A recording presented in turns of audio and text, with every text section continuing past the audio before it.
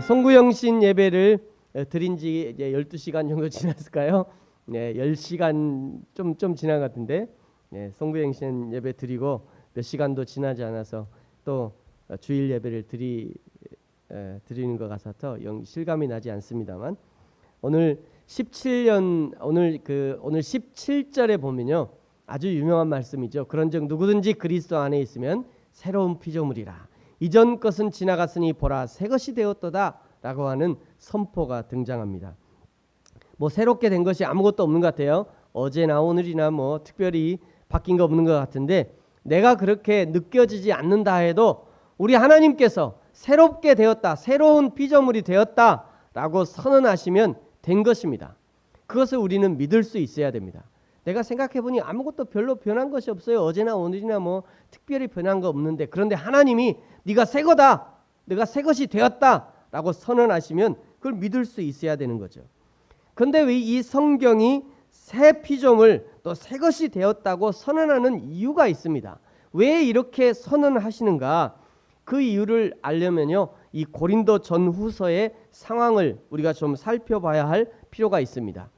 고린도 교회는요, 사도 바울이 개척한 교회였어요.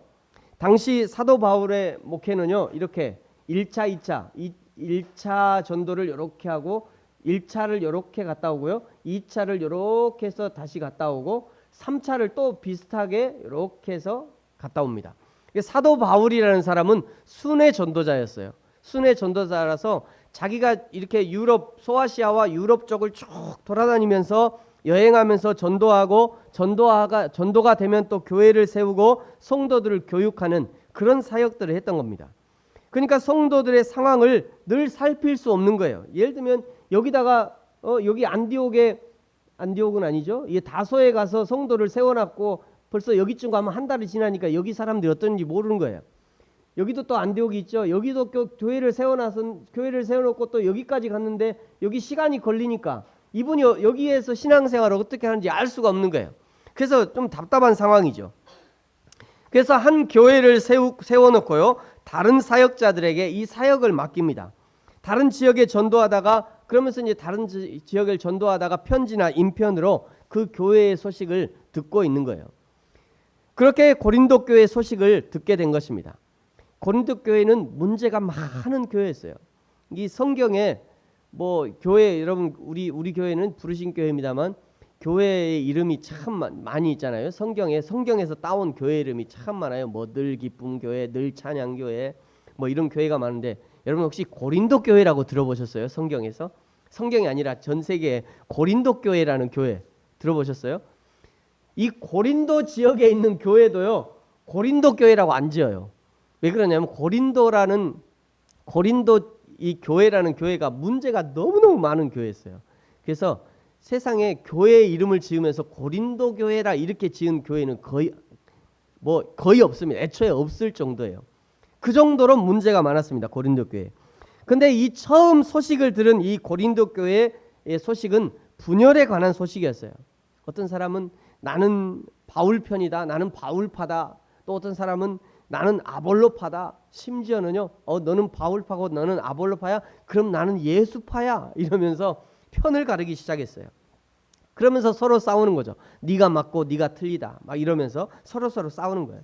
그 소식을 듣고 첫 번째 편지가 고린도 전서입니다.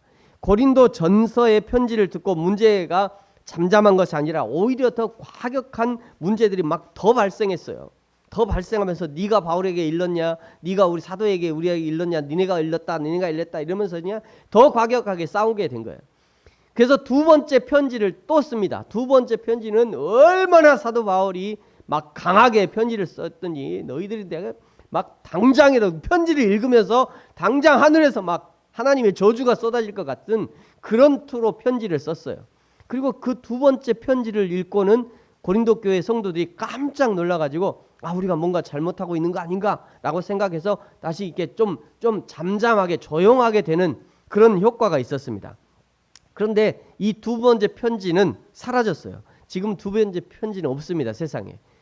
어떤 분들은 왜 두 번째 편지가 없었냐 이러면서 사도 바울이 너무 과격하게 써가지고 만약에 두 번째 편지가 남아있으면 아마 사도 바울을 아주 나쁜 사람으로 이렇게 여길 것 같아서 하나님이 없앴다, 이런 얘기도 해요. 어쨌든지 두 번째 편지는 지금 없어요. 두 번째 편지를 받고 고린도 교회가 좀 이제 수정하게 됩니다. 사그러들고, 분란이 사그러들고 수정하게 돼요. 그때 사도 바울이 다시 세 번째 편지를 써보냈는데요. 그것이 오늘 우리가 읽는 고린도 후서입니다. 이 고린도 후서에는 물론 거기도 약간의 어떤 수정하는 문제들이 있지만 그래도 감사의 그런 마음들이 훨씬 더 많이 담겨 있습니다. 고린도 후서를 쓸 때는요, 첫 번째 분열의 문제가 심각했는데 이번에는 이단의 문제가 또 심각한 상황이었어요. 첫 번째는 분열의 문제를 다뤘는데 이 고린도 후서에는 이단의 문제를 또 다루고 있어요. 그 중에도요, 영지주의 이단이 득세하면서 사도 바울의 이 사도권에 대한 공격이 심하게 되었습니다. 그러면서 사도 바울이 가르치고 권면한 내용까지 부정하게 되는 거죠. 그 영향을 받은 고린도 교회 성도들 역시 예수 그리스도에 대한 신앙이 흔들기 시작했고요. 예수 그리스도를 믿음으로 구원받는다는 것에 대해 그것까지라도 흔들리는 그런 상황이 되었어요. 그래서 오늘 17절에 이렇게 말씀하는 거예요. 너희가 새로운 피조물이 되었다. 새로운 피조물의 조건이 뭐냐면 그리스도 안에서입니다. 그리스도 안에서. 그리스도 안에서 새로운 피조물이 되었다는 것을 강조하고 있는 거예요. 그리스도 안에 있어야 새로운 피조물이 되는 것이지 그리스도 밖에 있으면 절대로 새로운 피조물이 될 수 없는 것입니다. 왜 그리스도 안에 있는 것이 새로운 피조물이 될 수 있느냐? 그것은요, 그리스도 안에서라야만 완전한 유턴, 완전히 돌아섬이 가능하기 때문입니다. 예수 그리스도를 믿는다는 것은요, 천지가 개벽할 일이죠. 물리학에서 뭐 핵폭탄이니 핵폭발이니 뭐 수소폭발이니 요즘에 그 우리나라 대한민국 과학이 참 대단한 것 같아요. 요즘에 이제 전 세계에서요, 전 세계 그룹에서 뭘 하냐면 저 태양광 있잖아요. 태양광.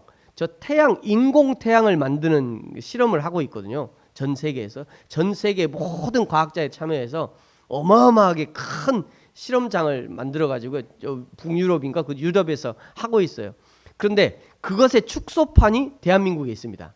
대한민국에도 그 축소 핵융합이라고 하는데요. 축소판이 있어가지고 한국에서도 계속 이 연구를 해요. 근데 전 세계에서 대한민국이 가장 오랫동안 요 실험을 진행했어요. 몇 초인 줄 아세요? 17초인가? 17초인가 그 정도. 그래갖고 이 대한민국에서 가장 오랫동안 그것도 그 반응이 계속 17초간인가 이렇게 연속해서 이렇게 반응이 일어나게. 대한민국이 대단한 나라예요.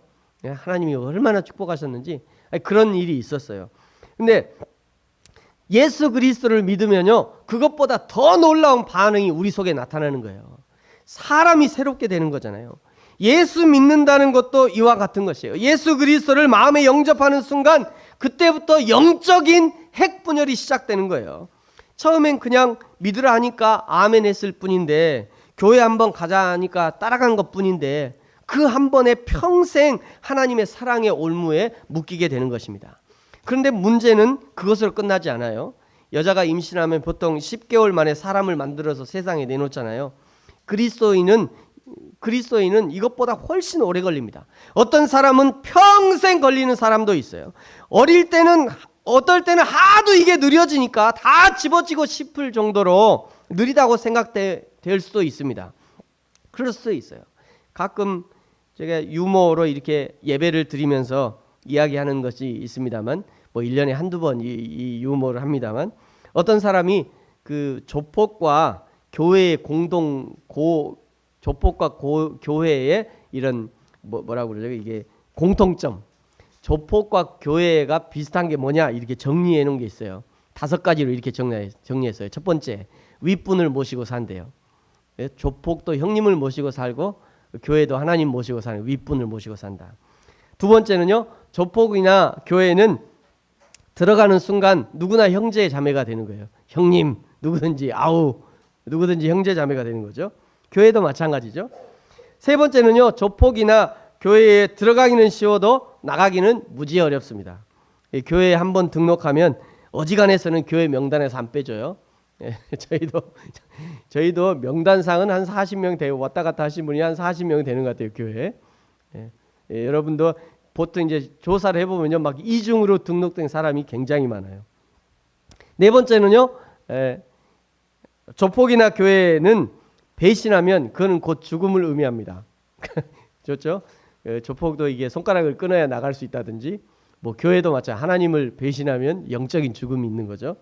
네. 다섯 번째는요, 조폭이나 교회나 일정하게 정해진 구역이 있어서 다른 구역을 넘보면 안 됩니다. 그래서 우리 구역을 침범하면 바로 전쟁이 일어나죠. 한국 교회도 이런 정해진 구역들이 있어요.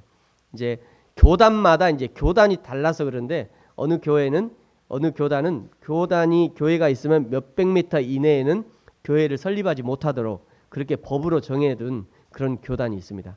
근데 한국 교회는 교단이 너무 많아가지고 이게 거의 실효성이 없습니다만 어쨌든 그런 교회들이 있어요. 그냥 우스갯소리로 한 얘기입니다만 어쨌든 이것은 무슨 얘기 하냐면요, 신앙생활이 이렇게 어렵다는 거예요. 교회 다니는 게 이렇게 어렵다는 것을 얘기하고 있는 거예요. 그래서 오늘 13절에 보시면요, 이렇게 말씀해요. 우리가 만일 미쳤어도 하나님을 위한 것이요 정신이 온전하여도 너희를 위한 것이다, 이렇게 말하는 것입니다. 실제로 예수님 당시에요, 예수님이 승천하신 후 1세기에는 그리스도인들을 향해서 미쳤다라고 하는 그런 소리를 많이 했습니다. 모든 유대인들이 이스라엘을 해방하고 구원할 메시아를 기다리는데 저 갈릴리 시골 촌구석에서 목수의 아들로 태어난 그 예수가 몇 가지 기적을 베풀었다고 그 예수를 하나님이다라고 믿고 있는 그 사람들을 향해서 미쳤다라고 얘기한 것이에요. 그것도 그 예수가 군대를 조직한 것도 아니고 정치를 한 것도 아니고 아무것도 하지 못하고 33살의 젊은 나이에 십자가에 처형당해서, 십자가는 정치적인 그 잘못하면 이 십자가에 매달리지 않습니까? 근데 그렇게 해가지고 십자가에 매달려서 처형당한 예수라는 사람을 메시아라고 얘기하니까, 하나님의 아들이라고 떠들어대니까 그 사람들을 향해서 다 미쳤다라고 얘기한 것입니다. 여러분, 지금도 마찬가지입니다. 평소에 신앙생활과는 거리가 멀게 살다가 예수 믿기 시작하고 교회에 출석하기 시작하면 대부분 당부하는 말이 뭡니까? 적당히 하라는 거죠. 교회에 미치지 말라는 거예요. 예수에 미치지 마라, 이렇게 당부하는 것이 대부분입니다. 그러다가 조금 열심히 하면 아이고 너도 이제 예수에 미쳤구나, 너도 교회에 미쳤구나, 이런 얘기를 듣게 되는 거죠. 여러분은 어떻습니까? 요즘 어떤 말을 듣고 계십니까? 예수 믿으나 안 믿으나 똑같은 말을 들으십니까? 아니면 예수 믿으려면 자네처럼 믿어야지 라고 하는 말을 듣고 계십니까? 우리 교회는 또 어떤 소리를 듣고 있을까요? 교회를 가려면 뭐 우리가 이 아파트 단지에 있으니까, 중흥동에 있으니까 중흥동에 있는 사람들이 예수 믿으려면 부르신 교회 가야지 라고 하는 소리를 들어야 정상인데 말이죠. 네. 나도 예수 믿으려면 자네가 다니는 교회 갈라네, 이런 소리를 들어야 정상이에요. 우리가 중흥동에서 신안교회가 신안동을 책임지라고 그러고, 중흥교회는 또 중흥교회가 있군요. 그럼 중흥교회는 큰 교회 가고 싶은 사람은 그리 가라고 그러고, 그러면 작은 교회 가려고 하려면 중흥동에 부르신 교회가 있지, 이런 소리를 들어야 정상인데 말이죠. 우리가 그런 소리를 듣고 있는지 모르겠습니다. 사랑하는 성도 여러분, 저와 여러분이 날마다 내 안에 계신 예수 그리스도를 드러내고 증거함으로 저 사람이 진짜 그리스도인이요, 저 사람이 다니는 교회는 진짜 교회, 좋은 교회라는 그런 소리를 듣는 저와 여러분이 되기를 축복합니다. 왜 사도 바울은 고린도 교회의 성도들을 향해서 비록 미쳤다는 소리를 듣게 된다 할지라도 결코 신앙을 포기하지 말라고 권면하는 이유가 있습니다. 그것을 이제 14절, 15절이 말씀하는데요. 우리 한번 같이 14절, 15절 같이 한번 읽겠습니다. 시작. 그리스도의 사랑이 우리를 강권하시는도다. 우리가 생각하건대 한 사람이 모든 사람을 대신하여 죽었은즉 모든 사람이 죽은 것이라. 그가 모든 사람을 대신하여 죽으심은 살아있는 자들로 하여금 다시는 그들을 자신을 위하여 살지 않고 오직 그들을 대신하여 죽었다가 다시 살아나신 이를 위하여 살게 하려 함이라. 아멘. 예수 그리스도의 사랑이 우리를 강권하시기 때문입니다. 예수 그리스도의 사랑이 우리를 강권하시기 때문에 비록 미쳤다는 소리를 듣는다 해도 우리가 그것을 포기할 수 없는 거예요. 예수 그리스도의 사랑이 우리를 강권하기 때문에. 예수 그리스도가 나 같은 죄인을 위해서 그 거룩한 생명을 내어주셨기 때문에 그 사랑의 크기와 넓이와 깊이를 안다면 비록 미쳤다는 소리를 듣는다 해도 이 신앙의 길을 포기할 수 없는 것이죠.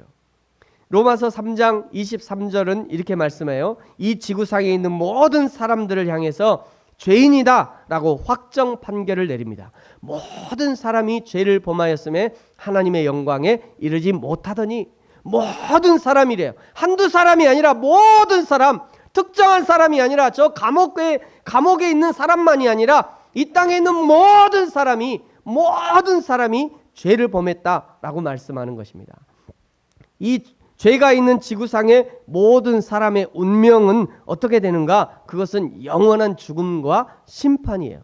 히브리서 9장 27절 한 번 죽는 것은 사람에게 정해진 것이요 그 후에는 심판이 있으리니. 죽지 않는 사람이 있습니까? 이 세상에 다 죽습니다. 모두가 죽어요. 모두가 죽은 이후에는 반드시 심판이 있는 것이에요. 이런 영원한 죽을 운명에 처한 저와 여러분을 하나님은 그냥 내버려 두지 않으시고요. 하나님의 아들 예수 그리스도를 대신해서 십자가에 죽도록 내어주신 것입니다. 히브리서 9장 12절 이렇게 말씀하셔요. 우리 요원 같이 한번 읽겠습니다. 시작. 염소와 송아지의 피로 하지 아니하고 오직 자기의 피로 영원한 속죄를 이루사 단번에 성소에 들어가셨느니라. 아멘. 이 예수 그리스도의 속죄는 우리 각자 한 사람 한 사람을 위한 속죄이며 동시에 전 인류를 위한 속죄가 되는 것입니다. 그래서 성탄절에 예수 그리스도의 탄생을 보면 그 탄생의 소식을 알릴 때 누가복음 2장 17절에 이렇게 말씀하죠. 천사가 이르되 무서워하지 말라. 보라 내가 온 백성에게 미칠 큰 기쁨의 좋은 소식이다. 이렇게 얘기해요. 온 백성에게 미칠 큰 기쁨의 좋은 소식. 예수 그리스도의 소식은 온 백성에게 미칠 크고 기쁜 소식인 것입니다. 그러므로 이런 놀라운 소식, 복음의 소식을 들었다면, 이 복음의 소식을 알았다면, 이 예수 그리스도를 믿기로 작정했다면 비록 미쳤다는 소리를 듣고 때로는 핍박을 받고 때로는 사자의 밥으로 던져진다 해도 절대 포기할 수 없는 것이 바로 저와 여러분의 신앙인 것입니다. 사랑하는 성도 여러분, 결코 우리의 신앙의 길을 포기하지 않는 저와 여러분이 되기를 소망합니다. 어제 결혼식이 있어서 결혼식에 다녀왔는데요.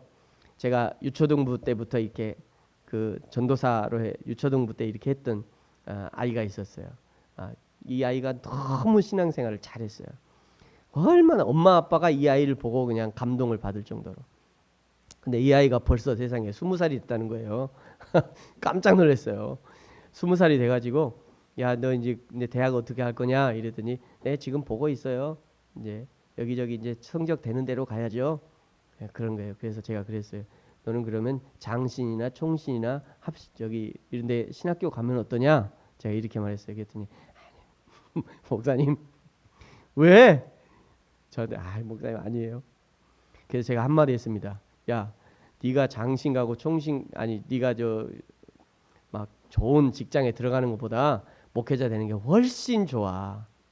목회자가 돼서 복음을 전하는 게 훨씬 행복해. 물론 돈은 못 벌더라. 돈을 못 벌지만 그런데 목회자가 돼 보니까 너무 좋더라. 너 신학해라. 제가 그런 얘기를 했어요. 뭐 할지 안 할지는 알 수 없죠. 지가 알아서 하겠죠. 근데 저는 정말 그렇게 생각합니다. 목회자의 길처럼 행복한 길이 없어요. 그렇게 생각하십니까?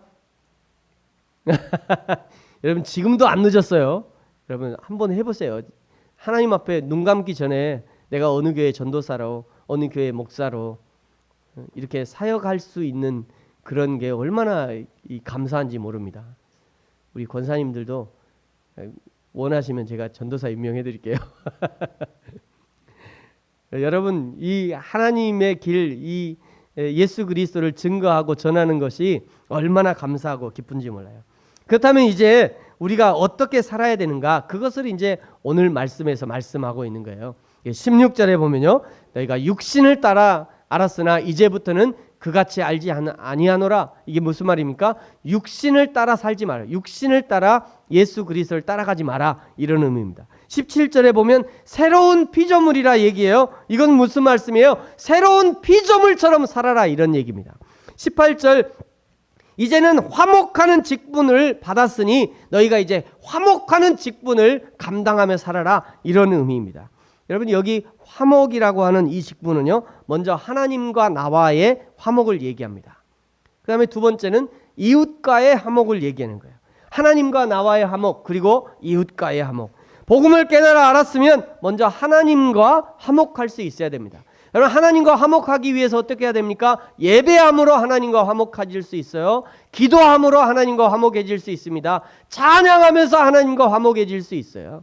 하나님의 말씀을 가지고 말씀으로 늘 하나님과 교제하면서 하나님과 화목해질 수 있습니다. 복음을 깨달아 알았다면 하나님과 화목하고 두 번째는요. 이웃과도 화목해야 됩니다. 가장 가까운 이웃부터 화목해야 돼요. 화목하기 위해서 가장 기본은요. 서로 용납하고 그리고 용서해주고 그리고 그에게 복음을 증거함으로 화목을 전할 수 있습니다. 나는 못해도 그에게 복음이 들어가면 내 안에 계신 성령님과 그 사람 안에 역사하시는 그 성령님이 화목하게 하시는 거예요. 그것이 화목의 비결입니다. 그리고 오늘 19절에 보면요. 오늘 19절은 세상과의 화목도 우리에게 부탁했습니다. 하나님과의 화목, 그리고 나와 이웃과의 화목, 그리고 한 가지가 더 있는데 그것이 뭐냐면 세상과의 화목이에요. 세상과의 화목. 우리 그리스도인은요. 세상에 관심을 가져야 합니다. 저는 최근에 지금 우리 대한민국 정부에서 일어나는 이런 일들 보면서 참 우리 그리스도인의 그 책임이 크다라는 생각합니다. 교회의 책임이 큰 거예요, 사실은. 왜 그러냐면 세상이 썩지 않도록 하는 것이 교회인데 교회가 그 역할을 감당하지 못해서 세상이 썩어가는 거 아닙니까? 교회가 그 역할을 감당하지 못하니까 성도들이 그 역할을 감당하지 못하니까 저 청와대가 썩어가는 것이고요. 그리고 국회의사당이 썩어가는 거예요. 그 안에 있는 그리스도인이 잘만 살았어도 말이죠. 예? 그 안에 있는 그리스도인이 잘만 살았어도 이런 일이 벌어지지 않았을 거예요. 우리 그리스도인은 세상에 관심을 가져야 됩니다. 지금도 이 세상에 이런 일들이 많죠. 폭우에, 폭설에, 또 지진에, 쓰나미에 이런 일들이 너무나 많아요. 여러분 이런 일들이 벌어지는 이유가 무엇입니까? 사실은 우리 인간의 죄 때문이에요. 창세기 3장 18절 이렇게 말씀하십니다. 우리 같이 한번 읽어볼까요? 시작. 땅이 내게 가시덤불과 엉겅퀴를 낼 것이라. 아멘. 하나님 앞에 범죄한 후에 하나님께서 땅에 내리시는 심판이 바로 이것이에요. 땅이 내게 가시덤불과 엉겅퀴를 낼 것이다. 사람이 죄를 짓기 이전에 땅은 풍성한 과실과 채소를 사시사철 내놓았습니다. 그러나 인간이 죄를 지은 이후에 처음으로 가시덤불과 엉겅퀴가 나오기 시작한 거예요. 인간이 죄를 짓고 나서 드디어 이게 나오기 시작한 것입니다. 이 땅의 고통이 얼마나 심했던지요. 로마서 8장 22절은 이렇게 얘기해요. 피조물이 다 이제까지 함께 탄식하며 함께 고통을 겪고 있다. 예? 이 땅이 말이죠. 이 땅에 있는 모든 피조물도 탄식하고 있고 고통을 겪고 있는 거예요. 이 얘기는 무슨 얘기예요? 땅이 나는 엉겅퀴 내기 싫은데 엉겅퀴가 막 뚫고 나오니까 이 고통스러운 거예요. 땅이 가시나무를 내기 싫은데 이 땅에서 그냥 가시나무가 막 뚫고 오니까 이 땅도 싫은 거예요. 그 얘기를 하는 겁니다. 그러므로 이 세상 역시 하나님과 화목이 필요한 것입니다. 이 땅의 화목 역시 하나님이 우리 그리스도인에게 맡겨주셨다고 19절 하반절이 얘기하는 거예요. 화목하게 하는 말씀을 우리에게 부탁하셨느니라.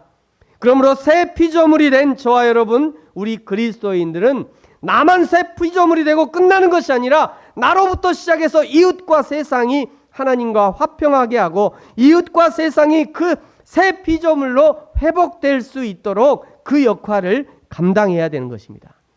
그것이 저와 여러분 우리 그리스도인의 사명인 것이에요. 그래서 그리스도인의 개발자, 그리스도인인 부동산업자는요 함부로 산을 깎지 않아요. 참 그리스도인이라면 함부로 길을 내지 않습니다. 참 그리스도인이라면 함부로 나무를 막 베어서는 안 돼요. 우리 산이니까 우리가 다 베어. 아니요, 그렇게 못 한다는 거예요. 그렇다고 하지 말라는 건 아닙니다. 이것이 어떤 영향을